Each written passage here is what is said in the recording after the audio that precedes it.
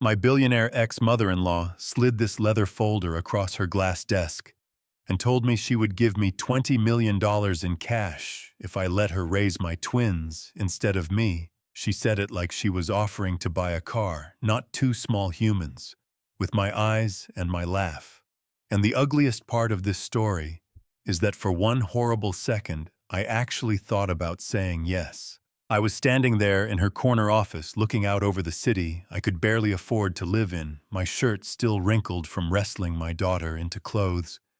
She could stand to where my son coming down from a panic spiral because water spilled on the bathroom floor. And Victoria Langford, CEO, billionaire professional problem solver, was sitting there like she was doing me a favor. $20 million, Jenna tax-free, she said, all calm and reasonable. You sign, you walk away. I take full legal custody of Mia and Noah. They get everything they need. Best specialists, private schools round the clock. Support you get your life back.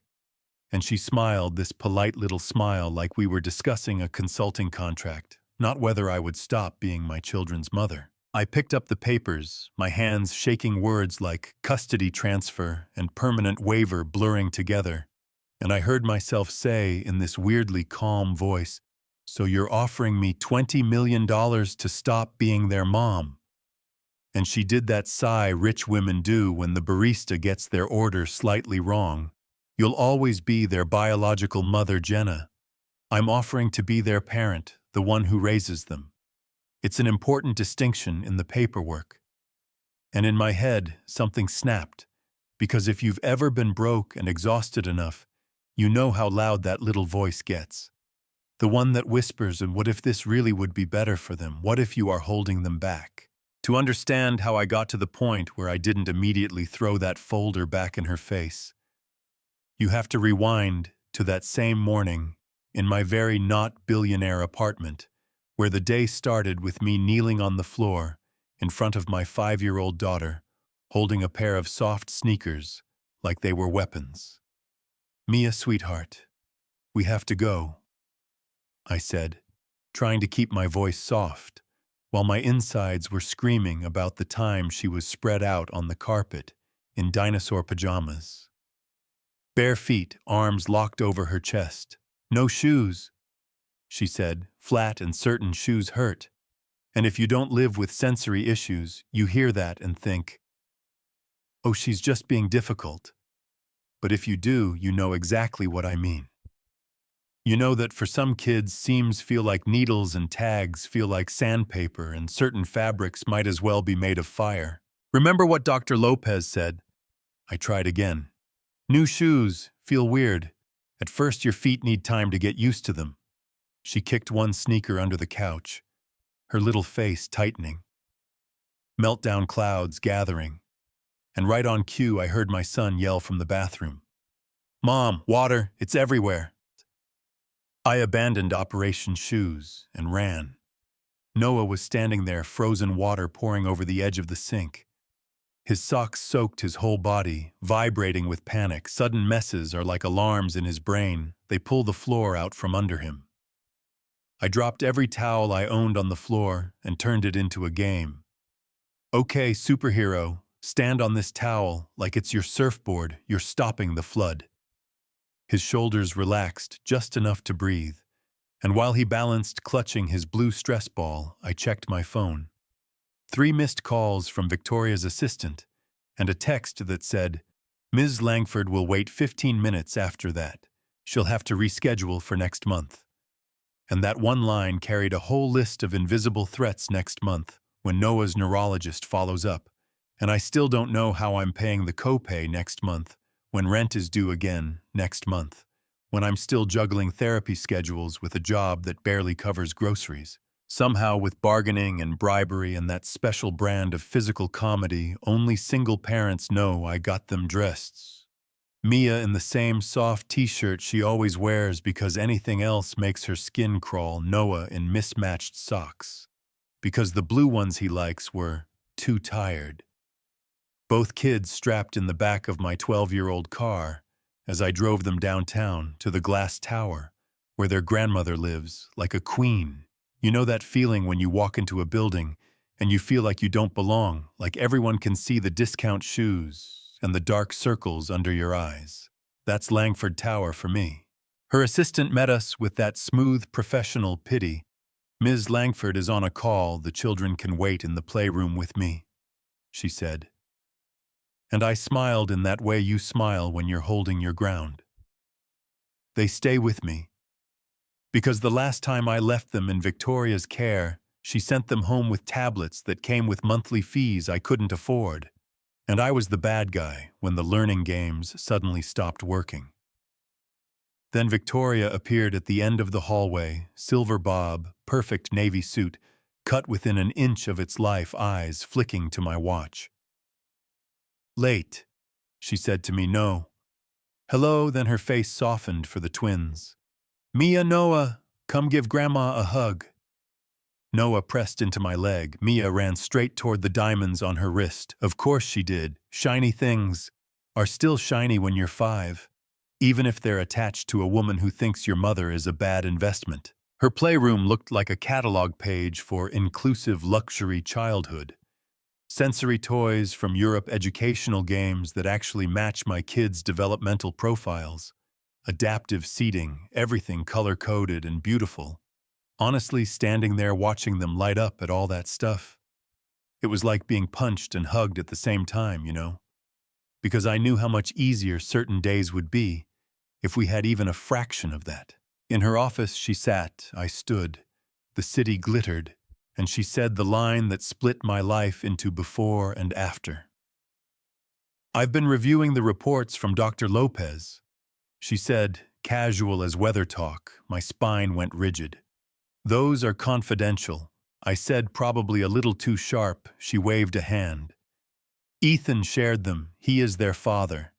Ethan, my ex-husband, orthopedic golden boy, the man who once whispered, we'll figure it out, and then disappeared when figuring it out turned into early intervention and insurance appeals instead of date nights and conferences. The trust for their education remains intact, she continued, but it does nothing to address the current situation. Your situation, Jenna, tiny apartment, unstable finances, 2 special needs children who require more resources than you can possibly provide alone. It's not sustainable. I can fix this. And that's when she slid the folder and offered to buy my kids. When I left that building, the folder in my bag felt like a brick. Twins were quiet in the back seat, dazed from all the stimulation and new toys, and my brain turned into a calculator. 20 million debt-free, bigger place, proper therapy, an actual bed for myself instead of the old pull-out couch that creaks every time I breathe. I hate how convincing it sounded for a minute. Mom, I'm hungry, Noah said, voice thin. Me too, Mia added. I looked at them in the rearview mirror, and my stomach twisted, because the truth is, without the money, there are days I don't know how I'm going to give them what they need. And I know I'm not the only parent who has had that fight in their head. I did something I hadn't done in months. I called my best friend. If you're calling me in the middle of the day, either your laptop exploded or your life did, Sam answered. I told her everything from the shoes to the office to the number that kept flashing in my brain. She came over with a bottle of cheap red and a rotisserie chicken because that's real friendship. We put the kids in front of a movie with their noise-canceling headphones, and I slid the folder across my chipped kitchen table the way Victoria slid it across her glass one. She wants to buy your kids, Sam said slowly, like they're equity in a startup. I shrugged and felt tears burn. She keeps saying things I can't argue with, like how I'm drowning, how they'd have every resource there, how I'm always one car repair away from total disaster. I listed Mia's occupational therapy bills, Noah's evaluations, the special clothes, the visual schedules, the weighted blankets, all the boring, unglamorous things that add up when your kids' brains work differently than the world expects. I love them more than anything. But sometimes it feels like love is not enough when the credit card is maxed. I whispered, and for half a second, Sam. I actually thought maybe they really would be better off. She squeezed my hand so hard it hurt. You're talking like you're a liability in your own kids' lives. She said, you remember when the doctor first mentioned sensory processing disorder and Ethan basically left the planet. You told me whoever these kids turn out to be, they are mine and I will fight for them as they are. That's still you, even if you're tired and scared. Right on cue, my phone buzzed with Ethan's name because of course his mother had already called him. No preamble, just, Mom told me about her offer. He said, voice clinical and calm. This could be good for them and they'd get the best care, you'd be financially set. It's not about you walking away. I laughed sharp and ugly. That's exactly what it's about. Ethan, I walk away, she raises them. I get visitation like I'm their fun aunt. He sighed. Sometimes the loving thing is admitting when someone else can do better. And there it was, the thesis statement of how he lives. Let me ask you something. I said, if your mom hadn't waved a check in your face, would you be suddenly this interested in their daily lives? Would you be stepping up? Or is this just really convenient way for you to feel like you did the right thing without ever having to show up in the trenches? The silence on the other end said everything.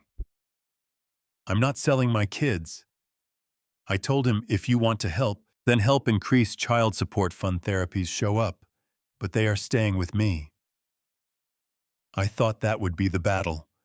Me saying no, slam the folder end credits. But life doesn't wrap up neatly like that. The real twist came a little later in a hospital room painted with cartoon whales.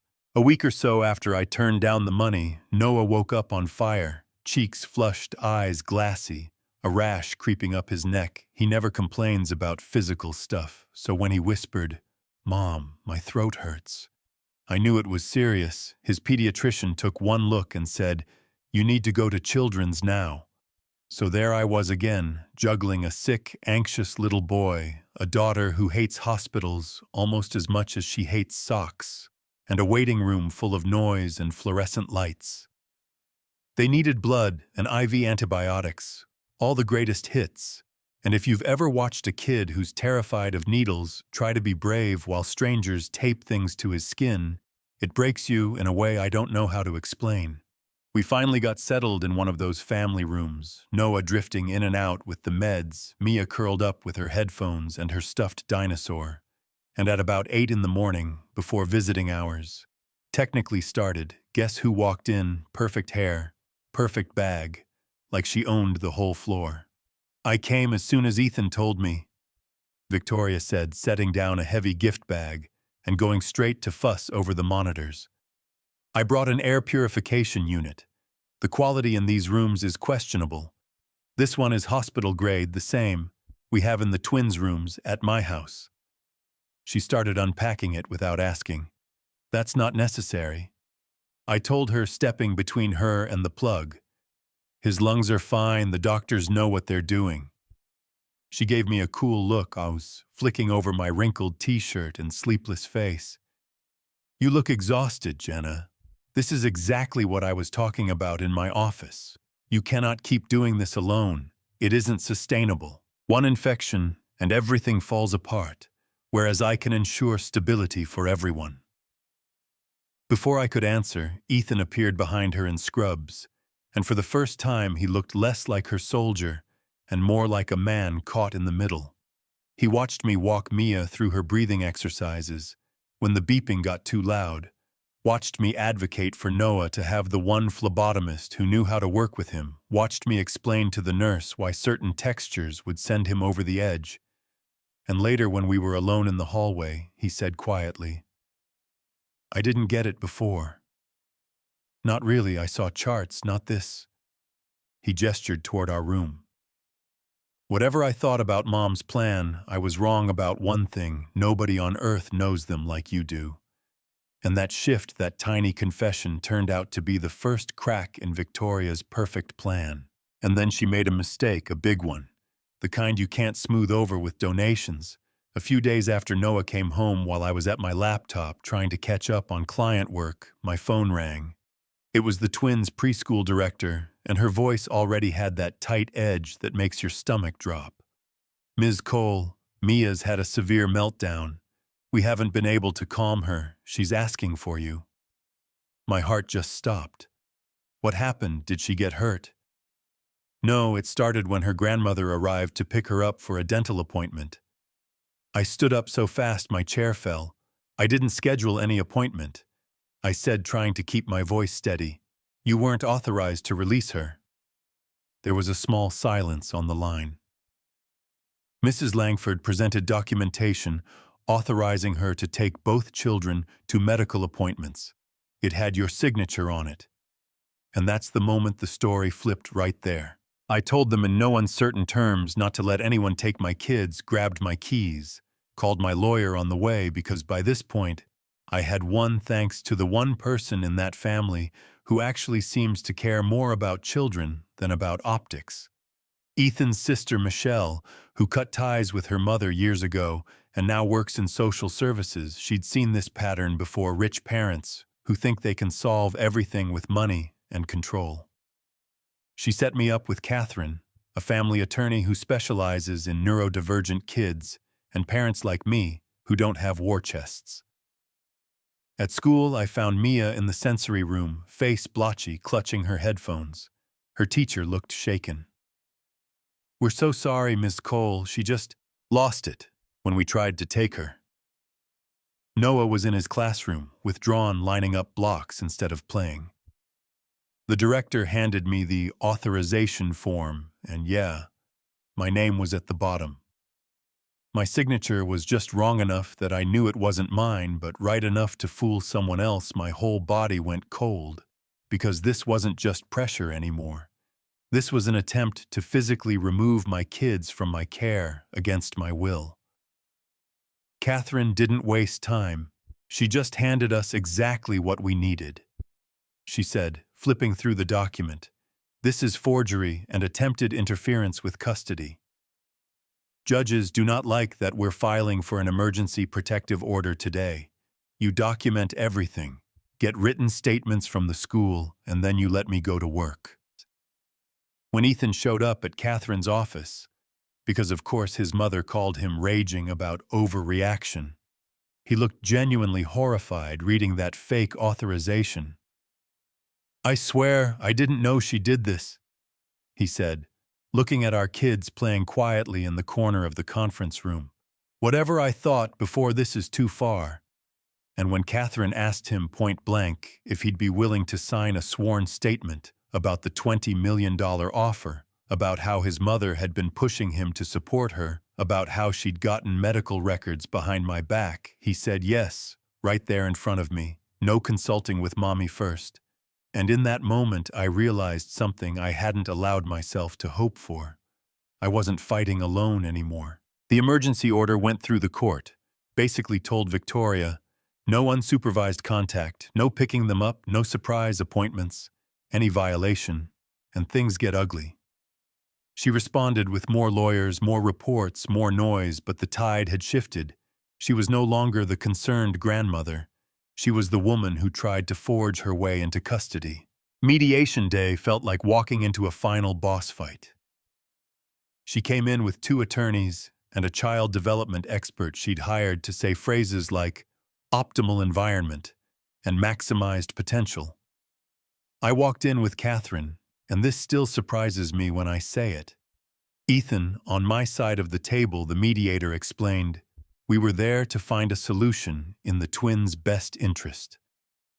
Victoria leaned forward and went right back to her script. "My offer remains on the table," she said.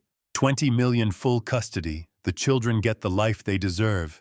Jenna gets financial security. We avoid a drawn-out battle. It's pragmatic." I laughed, not because it was funny, but because at that point it was surreal. "You're still trying to buy them," I said. "Like they're part of some merger. You don't get that this isn't a transaction." She snapped. Then a little crack in the perfect facade. "Your pride is hurting them. Every month they spend in your cramped apartment is another month falling behind. They could be exceptional in my care. Instead, they're limited by your finances and your sentimentality. And before I could answer, Ethan did. He looked at his mother like he was seeing her clearly for the first time. "They are already exceptional," he said, steady. "They're just not the kind of exceptional you can put on a brochure."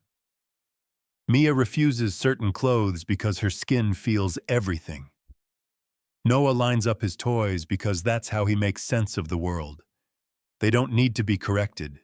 They need to be understood. He turned toward the mediator. "Primary physical custody should stay with Jenna. She's their anchor. I want a real visitation schedule, so I can be more consistent, and my mother should only see them with boundaries and supervision until she can prove she respects who they are, not who she wants them to be." I'm not going to pretend the rest was easy. There were long hours, more paperwork than I thought possible, plenty of ugly looks across tables. But in the end, the agreement said exactly what my gut knew was right. Mia and Noah live with me. I'm their primary parent. Ethan has structured time with them and is finally showing up. And Victoria, for all her billions, gets limited supervised visits, with conditions including education on neurodiversity, which she hates, but she signed because for the first time in her life she was losing, and she knew going in front of a judge with a fake signature and a $20 million proposal on record was not going to end well for her. 1 year later, my life is not glamorous. We still live in a small place, I still budget down to the dollar, but we are steady in ways that matter. Mia can climb all the way across the monkey bars now, because months of OT and patient practice rewired something in her brain. Noah will sit on the grass and explain spiral patterns to me like a tiny professor. Ethan picks them up every other weekend, texts me about therapy homework, and actually sits on the floor to play instead of reading charts on his phone. And Victoria, well, she did what wealthy people do when they lose control. In one area, she started a project. She's funding a cutting-edge learning center for kids with sensory and developmental differences, and here's the twist. Inside the twist. She hired Michelle as a consultant, and Michelle is insisting it be truly inclusive, truly accepting, not a normalizing factory. And the other day, Victoria texted me, "Grand opening next month, would like Mia and Noah to attend. Appropriate accommodations will be in place." A year ago, I would have said absolutely not. Now I'm thinking, maybe if I'm there, if Ethan's there, if they're protected, maybe letting her show up for them in that way is part of the long game. Part of learning that love is not something you buy in bulk. I turned down $20 million to keep my kids with me. I still wake up some nights thinking about that number, wondering if I completely lost my mind, or did the only sane thing a mother could do. So I want to ask you honestly, what would you have done in my place if someone with more money than you will ever see looked you in the eye and said, "Sign here, walk away. Your kids will be taken care of better than you ever could"? Do you believe that? Do you think money and access make someone a better parent, especially when kids are different? Or do you think there is something about being the person who knows which sock seam will send them over the edge that you just can't replace? Tell me in the comments where you stand on this. Do you think I made the right choice? Have you ever seen money used like a weapon in a family? And if you were Mia or Noah, what would you want your mom to choose?